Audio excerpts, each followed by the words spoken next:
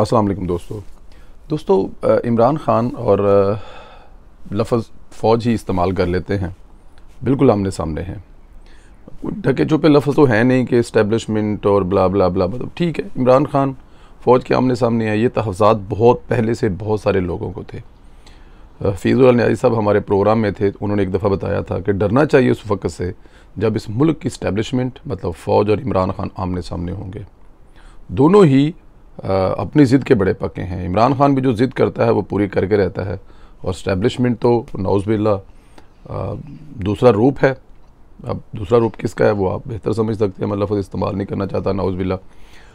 अब आमने सामने हैं।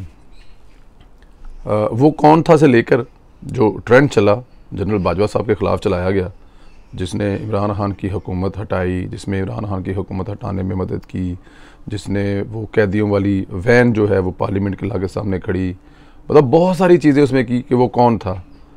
जिस लेवल का इस्तेमाल किया गया, जिस लेवल की गालियाँ निकाली गई, जिस लेवल के इल्ज़ामात लगाए गए, उसका जवाब नहीं दिया गया।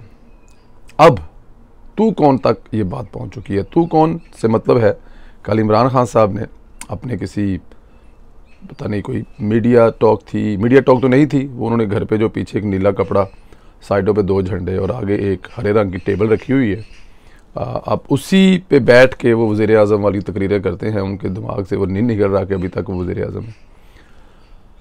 तो वहाँ पे उन्होंने कल के DGSPR कौन होता है वो सिर्फ एक पॉइंट ऑफ व्यू दे सकता है, लेकिन वो ये नहीं बता सकता साजिश हुई कि नहीं हुई।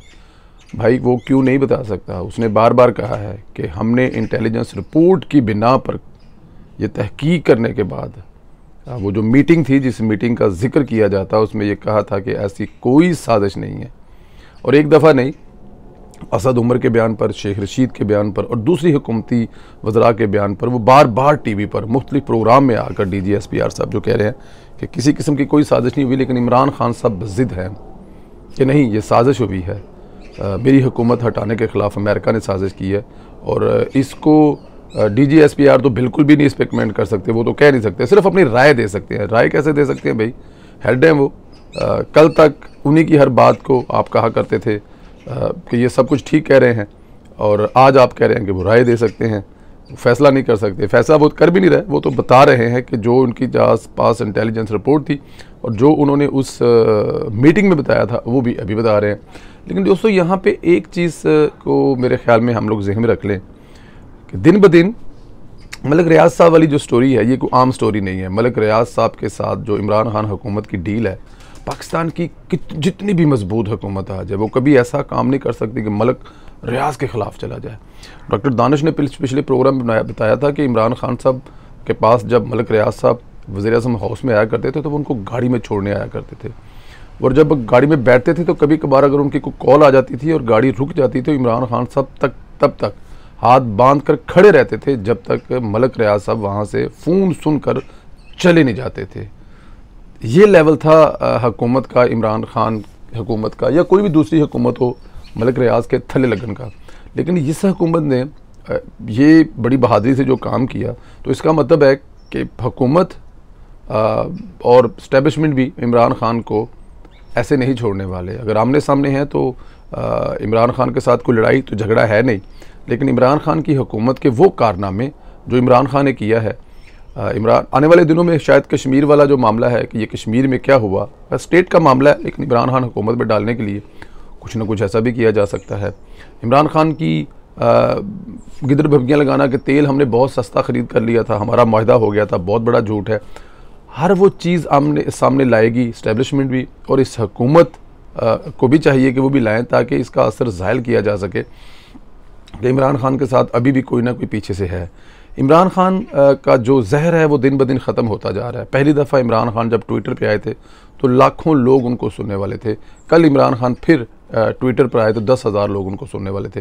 कहने का मतलब ये है कि इमरान ख़ान का जहर, इमरान ख़ान की चीज़ें, इमरान ख़ान को आहिस्ता आहिस्ता आहिस्ता आहिस्ता इसके कोई ज़बरदस्ती नहीं की जा रही। इमरान ख़ान को तरीक़ाकार मेरे ख्याल में वही है जो हम अपने प्रोग्रामों में बताया करते थे कि इसको मीडिया से दूर करते जाएँ, इसको आवाम से दूर कर दें। डरा दिया है उसको, घर बिठा दिया है। राना सनाउल्लाह साहब की बेहतरीन हिकमत अमली के बाद वो घर से बाहर निकलने से फ़ारिग हो गया, घर बिठा दिया है। और देखिएगा अगले 2-3 महीने 4 महीने तक कोई शक नहीं इस वक्त हुकूमत के लिए बड़े मुश्किल हालात हैं।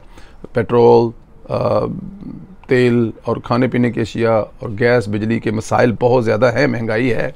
लेकिन अगले 2-3 महीने में, 4 महीने में जब चीज़ें किसी हद तक कंट्रोल हो जाएंगी, डॉलर 160 तक आ जाए, अल्लाह करे, हमारी ये ख्वाहिश भी है और हमें लगता है कि डॉलर 160 तक आ जाएगा।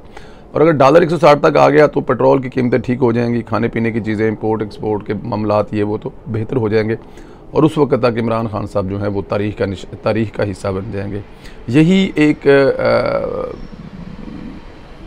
हम लोग फिर कहा करेंगे, जैसे इमरान खान ने कहा था कि वो कौन था, तो हम फिर पूछा करेंगे वो कहाँ है। ये हाल हो जाएगा इमरान खान साहब का। लेकिन इसके लिए थोड़ा सा टाइम लगेगा।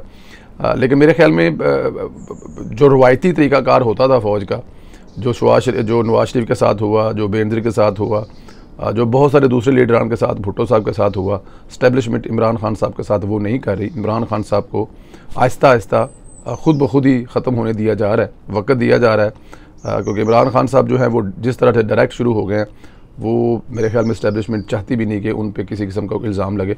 इमरान खान ख़ुद अपनी मौत आप ही मर जाएगा और ये बहुत जल्द होने वाला है। ये कुछ महीनों की बात है। आप देख लें जितनी तेज़ी से इमरान खान साहब अनपॉपुलर हो रहे हैं, आने वाले वक्त में इनका नामो निशान भी रहेगा और हम पूछा करेंगे वो कहाँ है। अपना ख्याल रखें, इजाज़त दें, खुदा हाफिज़।